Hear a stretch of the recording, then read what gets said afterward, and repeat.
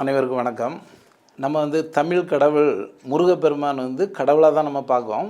ஆனால் அவர் உணவை பற்றி சொல்லியிருக்காருங்கிறது எத்தனை பேருக்கு தெரியும்?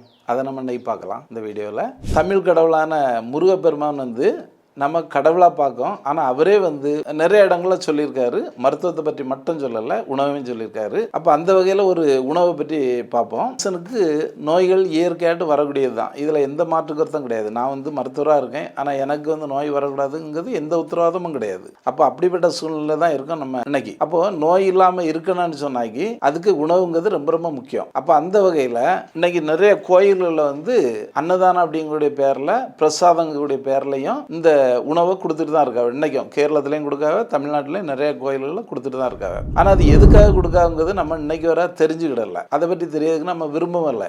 ஏன்னாக்கி நம்ம போனோடனே ஏதோ சாப்பாடு கிடைக்கும், இல்லைனாக்கி பிரசாதம் கிடைக்கும், அதை ரொம்ப பவ்யமாக நம்ம வாங்கி சாப்பிட்டுட்டு வந்துடுவோம். ஆனால் அந்த முருகப்பெருமான் சொல்லிக்கூட அந்த உணவுங்கிறது 48 நாள் நம்ம தொடர்ச்சியாக சாப்பிட்டோம்னாக்கி உடம்புல நம்ம சொல்ல முடியாத எந்த வேதிகளாக இருந்தாலும் தீரும் அப்படின்ட்டு அவர் ரொம்ப தெளிவாக சொல்லியிருக்காரு. அப்போ அது என்ன உணவுன்னு சொன்னாக்கி நம்ம இனிப்பு பொங்கல். இனிப்பு பொங்கல்லாம் நீங்கள் நினச்சிடுவ நம்ம தான் டெய்லி செய்யாமல் இல்லை அடிக்கடி செய்யாமல் அதே மாதிரி பொங்கல் நேரத்தில் செய்யும், இதெல்லாம் என்ன ஒரு பெரிய விஷயமானு நினைக்கலாம். அதை நான் சொல்ல தெளிவாக கட்டாயம் நீங்கள் கடைபிடிங்க. நம்ம உடம்புல நிறைய மாற்றங்களை புரிஞ்சுக்கிடலாம் உடனடியாகிட்டு. அதாவது 48 நாள் இந்த பொங்கலை எப்படி சாப்பிடணும் அப்படின்னு சொன்னால் ஒரு குறிப்பிட்ட அளவு, அதாவது நீங்கள் எத்தனை பேர் இருக்கிறீங்களோ இல்லை ஒரு ஆளா அப்படிங்கிறத பொறுத்து நீங்கள் எந்த அளவு நீங்கள் சிறு பருப்பு ஒரு அளவு எடுத்துக்கிடுங்க.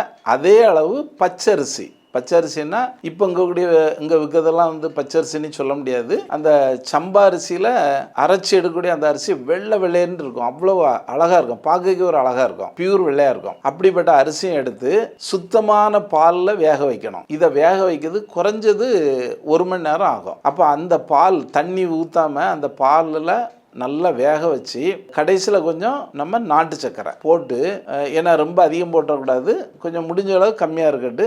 கம்மியாக இருந்தால் நம்ம அதிகமாக சாப்பிட முடியும். இது நான் கடைபிடிச்சு பார்த்தது. நீங்கள் போட்டு கிண்டி கொஞ்சம் இறுக்கத்தை உண்டாக்குன பிறகு நல்லா வெந்துட்டுன்னா, இல்லைன்னா பால் ஊற்றி அதை நல்லா வேக வச்சுக்கிட்டே இருக்கணும். வேக வச்சுட்டு காலையில் ஒரு முறை நீங்கள் எவ்வளோக்கு முடியுமோ சாப்பிடுங்க இந்த பொங்கலை. இதில் தயவுசெய்து யாரும் ஏலம் வேறு இந்த மணத்தை உண்டாக்கக்கூடிய எந்த பொருளும் பயன்படுத்தாது. இந்த 3 பொருள் தான், அதாவது சிறுபருப்பு, பச்சரிசி, நாட்டு சக்கரை, பால் ஊற்றி வேக வைக்கிறது. இதில் வேறு எதையும் நீங்கள் சேர்த்துறாதுங்க தயவுசெய்து. இதை நாம் ஒரு 48 நாள் தொடர்ச்சியாக சாப்பிட்டு வந்துட்டோம்னாக்கி முருகப்பெருமான் என்ன சொல்லாருன்னா, இந்த கேன்சர் மாதிரிப்பட்ட பெருவியாதிகள், அவர் சொல்லது கேன்சர்னு சொல்லலை, ஆனால் அது பெருவியாதிகள், நம்மளால் கண்டுபிடிக்க முடியாத வியாதியும் குணப்படுத்தும், ஆண்மை பெருகும் அப்படின்னு நிறைய விஷயங்களை சொல்லி வச்சுருக்காரு. இதை தயவுசெய்து நீங்கள் கடைபிடிங்க.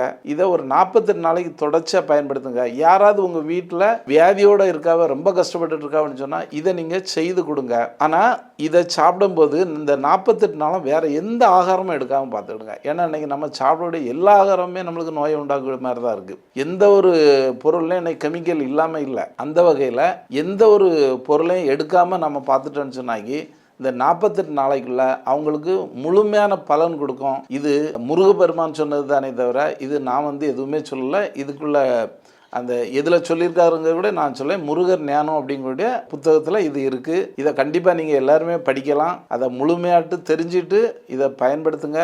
ஆரோக்கியமாக வாழ்வோம், நோயற்ற வாழ்வே குறைவற்ற செல்வம் அப்படிங்கிறது தான் நம்ம முன்னோர்கள் சொன்ன விஷயம். அதுக்கான ஒரு வழிமுறையை சொல்லியிருக்கேன். இதை பயன்படுத்துங்க. வாழ்வோம். நன்றி, வணக்கம்.